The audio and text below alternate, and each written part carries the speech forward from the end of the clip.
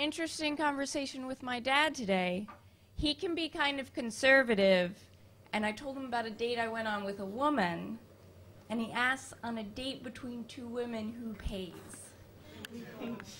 See, I have to explain to him that it's the same as opposite sex dates. The less attractive person pays.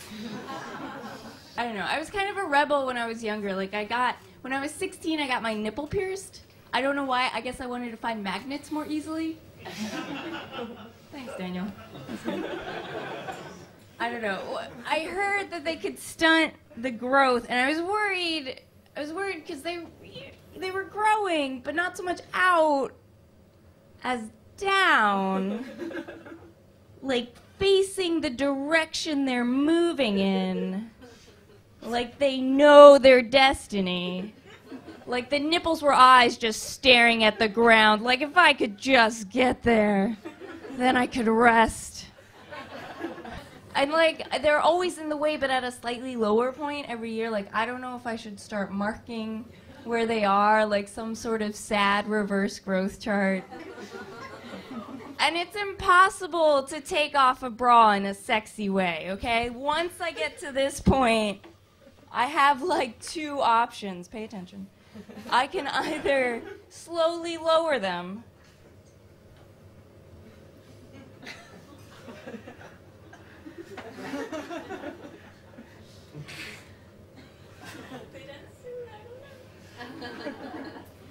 okay, or I could whip the bra away in one motion, let the force of the weight hurl me downwards like a bungee jumper rocketing towards the earth. They bounce back, hit me in the face, knock me into a coma. And then someone's gonna have to tell my dad, yeah, tit hit her in the face?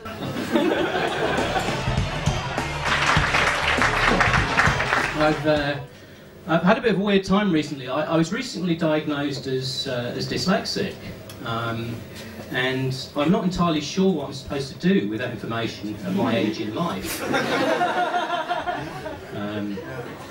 So I picked up a leaflet from the clinic, and that seemed to think it was incredibly important that I contacted all my old reading partners and suggested they got checked out as well.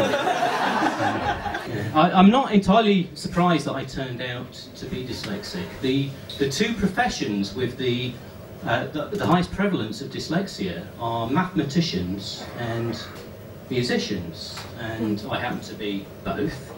I studied computer science and mathematics to postgraduate level, and then became a musician. Seemingly I couldn't do the most fundamental of calculations, which is that punk rock multiplied by earning potential equals starvation. So I've been a little sad recently. Not depressed, just a little bit down. I think it's the weather, quite frankly. And my friends have been trying to cheer me up, but they're dickheads, really. They don't really know what they're doing. They say useful things like, cheer up. The worst I know is, cheer up. There's always someone having a worse day. How bloody dare you? I like to consider myself a humanitarian. How is picturing someone having a shittier time than me supposed to cheer me up? It's to make me feel worse, if anything. I mean, if you follow that argument to its logical conclusion, there's only one person on the entire planet at any given time who's any right to feel depressed. Imagine how shit their day is.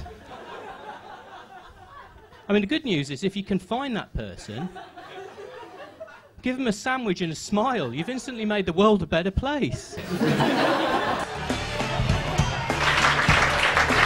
I know the one thing that like Holland and Germany has in common is terrible customer service, right? Or as you probably call it in Holland, customer service. Like, it is the worst here. It's even worse than Germany. And I just don't understand, like, as someone from England or America where we have like over-the-top good customer service, what it is like, I have this medical condition.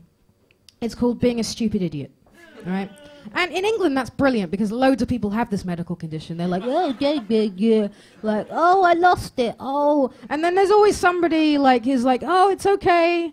Like, we'll help you, because like everybody's stupid in England, and so there are people that, like, if you lose your bank card, which I do, like, I don't know, every month, there's like someone who's like, oh no, you lost your bank card. You're like, I know. They're like, do you want a hug? You're like, yes, I do. Oh, yes, I do. They're like, oh no, do you want some money? You're like, yes, please.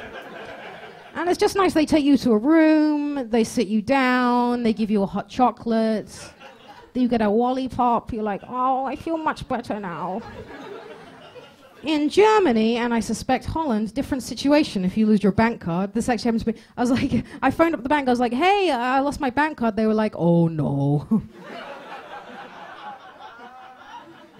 Now you can't get out any money. You're like, yeah, I know. Could you send me another card, maybe? They're like, oh. Kann wir gesendet? They put me on hold. They're like, oh, it's tricky. Have you thought about changing banks? Genuine response, because they couldn't give a shit about you. And I was like, how can they get away with being so rude all the time? And I figured it out. I figured it out for you. I'm sure it's the same here as it is in Germany. What it is I figured out the way the capitalism works here is that nobody gives a shit. Okay? There was a meeting like 100 years ago with all the companies and all the people. They're like, okay, here's it is, okay. What it is none of us are ever going to give a shit. Okay, and of course there's always one fucker at the back. He's like, actually, I was thinking about expanding I want to give quite a few shits. Because I want to expand into the Europe and, give lots of shits here. And they just beat the shit out of that guy. They killed him. They kicked him to death. Because if one person starts giving one shit, the whole system fails. All right? Then everybody's going to start giving a shit. Everybody is going to start after working weekends. They're going to be working late night. It's going to be pandemonium. It's going to be terrible. There's going to be, like, I lost my SIM card. In Berlin, and you just have to fucking go to this place. It's bad enough you have to go to a place, and this woman is like, ugh. Like, she doesn't even look up from her magazine. She's like, oh, God, first I was born, now this. It's like, just do your job, for God's sake. And then you think, how is this bitch employed? I hate her. How does she have a job? But guess what? She's employee of the month. Every month they're like, oh, Jacqueline, we love your work. Oh, you are so good. You have been here 4 years. You have never given one shit. Oh, you're so good. You are like a machine, you know. That is switched off. It's very good. We love your work.